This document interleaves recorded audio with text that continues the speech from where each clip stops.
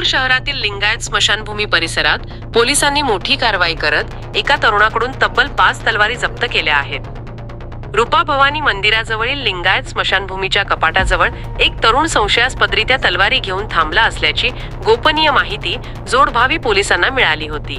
या माहितीच्या आधारे पोलिसांनी तात्काळ सापळा रचत कारवाई केली आणि घटनास्थळी झडती घेतली असता आरोपीकडे 5 धारदार तलवारी आढळून आल्या।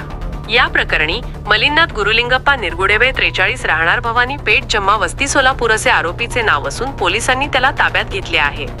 आरोपीकडे शस्त्र परवाना नसताना तलवारी बाळून ठेवल्याने तसेच शहरात लागू असलेल्या शस्त्रबंदी आदेशाचे उल्लंघन केल्याप्रकरणी त्याच्यावर गुन्हा दाखल करण्यात आला आहे। सदर प्रकरणाची नोंद जोडभावी पोलीस ठाण्यात करण्यात आली असून आरोपीकडील तलवारी कुठून आणल्या त्या कोणासाठी होत्या यापूर्वी अशा शस्त्रांची विक्री झाली आहे का याबाबत पोलीस सखोल तपास करत आहेत।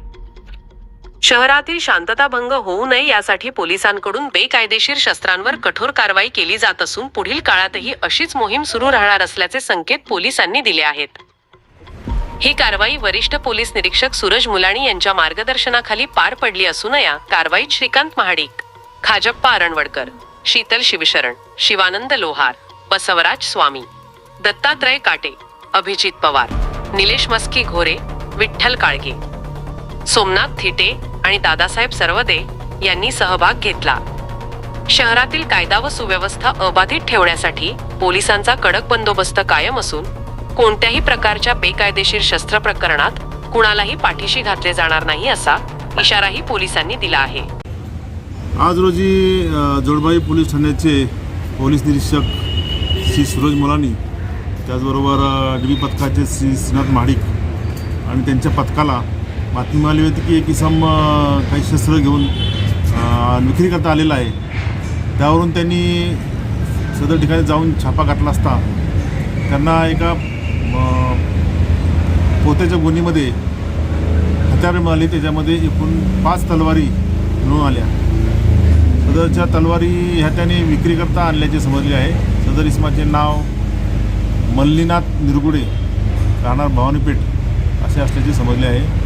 त्या तलवारी कुठून आणल्या याबाबतचा तपास दिल्ली पथकाचे प्रभारी श्रीनाथ महाडिक व त्यांचे पथक करीत आहे। निवडणुकीच्या अनुषंगाने निवडणुका शांततेत आणि भयमुक्त वातावरणात पार पडाव्यात हे प्रशासनाचं धोरण आहे। त्यामुळं असे काही शस्त्र किंवा इतर काही जे निवडणुकीला बाधा आणतील अशा काही गोष्टी असतील त्यावर निश्चित आम्ही कारवाई करणार आहोत। जनतेला काय आवाहन कराल की एकंदरीत निवडणुकीच्या वातावरणात?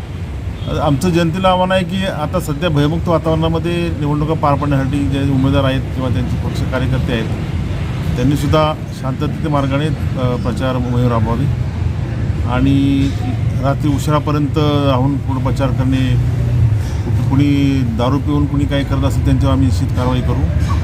भयमुक्त वातावरणात निवडणुका पार पाडण्यासाठी प्रशासन सज्ज आहे।